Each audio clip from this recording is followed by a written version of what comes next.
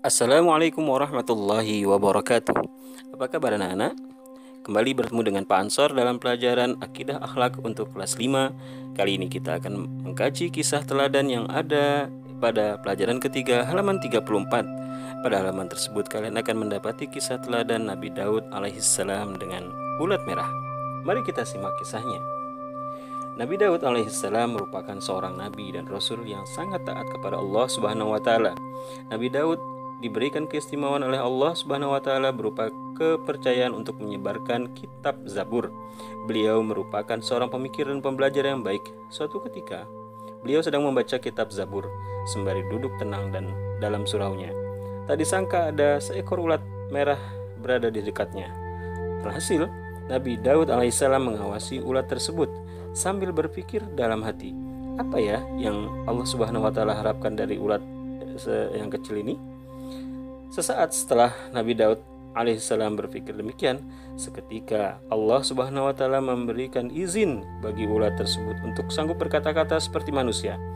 Ulat merah itu pun kemudian berkata kepada Nabi Daud, "Wahai Nabi Allah, Allah Subhanahu wa taala telah mengilhamkan kepadaku untuk selalu membaca tasbih subhanallah walhamdulillah wala ilaha illallah wallahu akbar setiap hari sebanyak 1000 kali pada siang hari. Pada malam harinya Allah Subhanahu wa taala mengilhamkanku untuk membaca Allahumma shalli ala Muhammadin nabiyil ummi wa ala alihi wa sahbihi wasallim sebanyak 1000 kali juga." Selanjutnya ulat tersebut berkata kepada Nabi Daud alaihissalam, "Lalu apa yang kau katakan kepadaku agar aku mendapat faedah darimu ya Nabi Allah?" Mendengar perkataan ulat tersebut, Nabi Daud alaihissalam menjadi sadar. Beliau sadar bahwa dirinya khilaf. Dia telah memandang remeh makhluk Allah Subhanahu wa taala yang terlihat kecil dan tidak bisa apa-apa. Padahal mereka bahkan bisa lebih dahsyat ibadahnya terhadap Allah dengan cara mereka sendiri. Alhasil, Nabi Daud alaihissalam pun memohon ampun dan berserah diri kepada Allah. Begitulah sifat Nabi Daud alaihissalam sebagai pemikir yang bijak. Sejak saat itu, beliau tidak menganggap rendah lagi segala makhluk ciptaan Allah.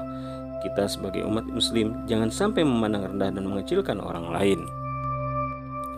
Anak-anak, dari kisah tadi, apa yang dapat kita ambil hikmah atau pelajarannya? Di antara hikmah yang dapat kita ambil antara lain, pertama, jangan menghina atau menganggap rendah siapapun atau makhluk Allah apapun itu. Dalam pepatah Arab dikatakan, likulli syai'in maziyatun. Artinya segala sesuatu memiliki kelebihan. Seperti dalam kisah tadi, ulat merah yang kecil tersebut ternyata memiliki amal yang mulia di sisi Allah Subhanahu wa taala. Apalagi kalau kita membuli, menghina, merendahkan teman-teman kita sendiri, saudara-saudara kita, tentu hal ini merupakan sikap atau sifat yang tidak terpuji. Kedua, merutinkan atau membiasakan diri untuk selalu berzikir. Salah satu zikir yang baik kita biasakan adalah memuji Allah Subhanahu wa taala seperti apa yang dizikirkan oleh ulat merah tadi.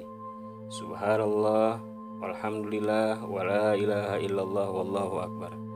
Dan juga berselawat kepada Nabi Muhammad SAW sebagaimana yang diamalkan oleh ulat merah tadi adalah tanda kita mencintai Nabi dan memuliakannya.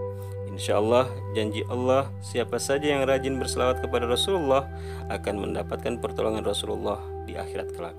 Pertolongan Rasulullah itu kita sebut juga dengan syafaat Rasulullah. Ketiga, merutinkan atau membiasakan beristighfar. Istighfar adalah salah satu bentuk zikir juga. Istighfar adalah permohonan ampun kepada Allah Subhanahu wa taala. Sebagai manusia kita tidak luput dari salah dan dosa.